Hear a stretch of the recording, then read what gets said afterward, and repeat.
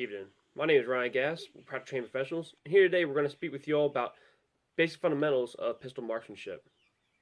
Alright, today I'll be going over the different fundamentals with my Glock 17. As you can see, there's no round in the chamber, alright, and no magazine inserted. So, my first pet peeve, my thing is hand grip, alright? You want to get that high, firm pistol grip on this pistol, alright? The line dividing the slide or the upper receiver on the grip, you want to get as high up on that line without going above it, alright?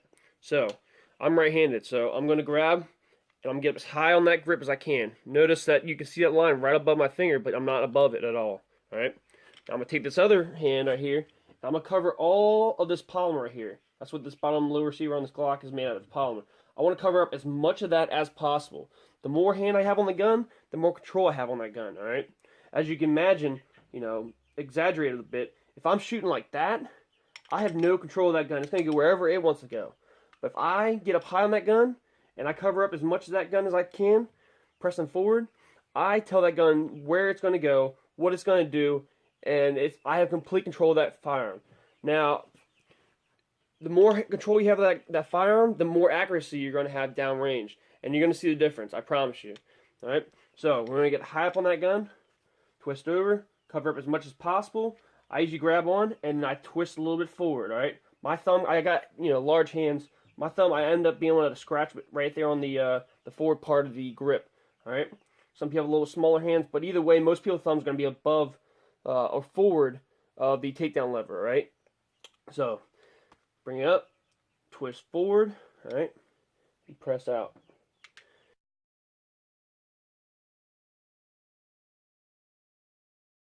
The next fundamental would be your sight alignment and sight picture, alright?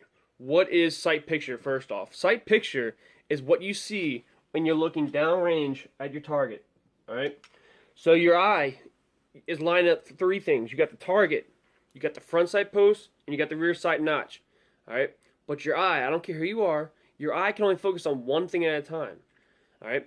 You need to make that the front sight post. The front sight post every time. It needs to be clear as day. If there was a book, if it was big enough so you can write a book on that front sight post, you should be able to read it.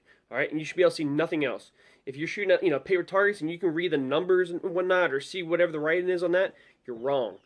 You want to see that front sight post and the front sight post only. Alright? Now, with that being said, while you're staring at that front sight post, you can still see in your peripheral and whatnot, you can see that rear sight notch. You can still see the target, and you can still line everything up. But what your eye should be focused on is that front sight post, alright? So, I punch out, line up that front sight post in the center of that rear notch, and I have that centered on my target. Alright?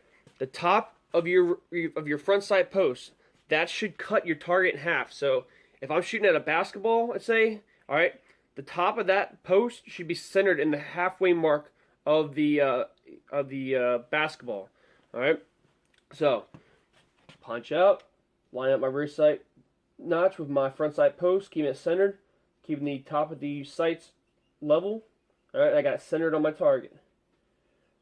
Next thing I want to go into. This is a big pet peeve of me, and this transcends into any semi-automatics you have.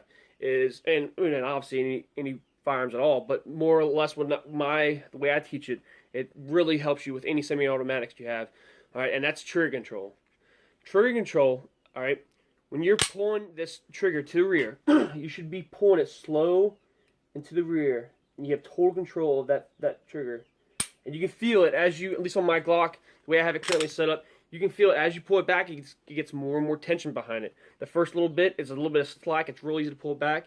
As you get farther and farther back, it gets more tension behind that trigger. All right. As you're pulling that trigger slow into the rear, like when that trigger goes off, you're going to hear it. You just heard that, right? Listen. All right. When you hold that trigger to the rear and you slowly let it out, you will feel and you will hear a click. All right. Once you feel and hear that click, that means that the trigger has reset and no longer has to be let out any farther. After that click that you hear it and you feel, you pull it back just a little bit and it'll go off. All right. So what does that do and why do I need to know that? All right. Why? Because if I, as soon as I hear that click, all right, all I do is start pulling back a little bit, and it'll go off. That helps me be able to, save time in between shots. I can get more shots downrange more accurately in a faster period of time, all right?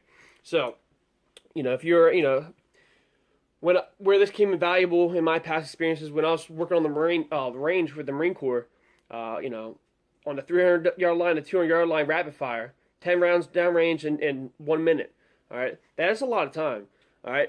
But if you want to be the most accurate and get all your rounds downrange before that clock ends, and the block NCO or the tower says cease fire, you want that ultimate trigger control. All right, so you're pulling that trigger slow into the rear. All right, and then you're letting it out to hit here and feel that clunk. And you're pulling it right back again. But remember I said slow into the rear. Don't have to speed it up because the faster you go, the less control you have, and every little bit helps. All right, and that plays into my next bit, which is follow through.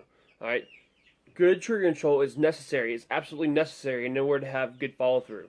Just like if you're playing golf or basketball or softball, whatever, as you're swinging that, that baseball bat or that golf club, all right, you're swinging through, and you can look and see where that ball goes after you're done swinging. In that moment, all you're worried about is swinging. All right, swinging. Once you're done, then you can look and see where your golf ball, wherever, has gone. But in that moment, you must only worry about what you're doing in that moment. Otherwise, what you're doing is going to get all dicked up. Same thing with shooting. All right. If you are, shooting at a target, if you're shooting at a person, you'll see later or immediately where that, round went. All right. If you're shooting at a target, hey, you can see, after you're done shooting, when you bring that target back in, whatever. If you're shooting at, in a self-defense scenario and you're shooting at a person or, let's say hunting or whatever, you'll know immediately where that round went because that target, whether it's a person, animal, whatever, that will quickly react, all right? If you have neutralized, say in a self-defense scenario, if you've neutralized that threat, you'll know immediately. It'll be no longer a threat, all right? So do not worry in that moment, like, boom, like where did that round go? No. You shoot until that threat is neutralized, and then worry about where those rounds went later, all right? But focus on shooting, and you won't have to, shoot as much. If you worry about what you're doing in that moment, you'll be better off in the end. All right. If you're target shooting, just worry about shooting. If you decide you want to see where those rounds went, bring your target back into you. Evaluate what you did, send it back, and move on forward. But while you're shooting, you must follow through with everything you're doing. And that, like I said, trigger control. Pull that trigger slow into the rear. Time to shoot the next round. Slowly let that trigger go. Click. Now I'm pulling it back to the rear. And obviously the slide is going to cycle by itself when you're firing live, rounds. But slowly let that trigger out. Pull it. And you're good. Like I said, follow through, all right? Do not worry about where that round went in that moment. Like I said, if you need to know, it'll immediately show you. If you hit that person in the chest twice, they're going to react accordingly, all right? If not, you're going to need to keep on shooting. So do not worry about, so much of where your round went. Worry about, getting those rounds accurately to that target. And the next thing is stance, all right? You can't really see it too well in the video currently right now, but just keep your feet, about shoulder width apart, just like with anything. Shoulder width apart, comfortable, all right? Don't bring it in too far because then, you're not as stable.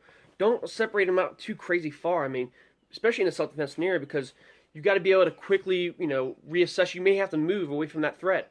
All right, so you can't be having your legs all spread like you're freaking about to catch a ball behind the home plate. You gotta be prepared to shoot and still move. All right, but you want to be stable. So that's why I say about shoulder width apart. All right, and you bring the gun up to you. By the way, don't, like I said before, you tell that gun where it goes. You tell it what it does, where anything. Do not be one of those guys that, what are you doing? Like, why are you bringing your head down to the gun? Bring the gun to your head, all right? Or to your, to your eye level, all right? I'm right here. Bring it up.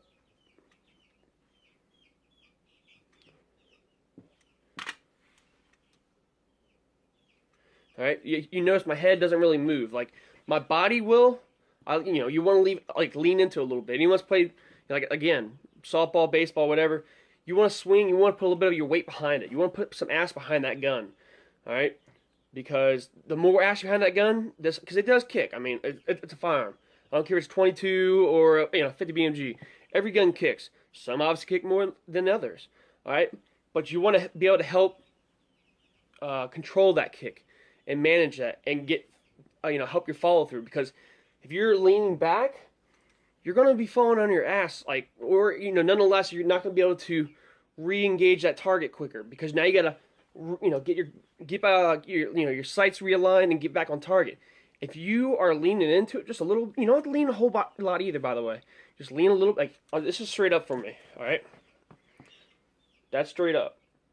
Now, all I do is straight up, just lean just a little bit into it, all right? Nothing crazy. Just lean a little bit into it, put some ass behind that gun, and get those rounds down range, all right? Next thing is your breathing, all right?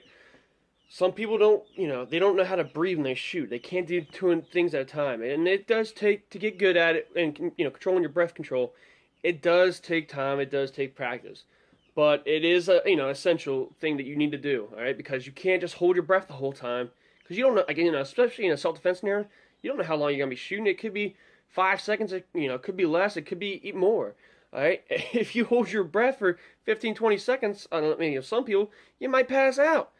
And then what good are you then, You need to, breathing also helps, maintain, better, accuracy. Because if you start holding your breath, you're going to start shaking and shit.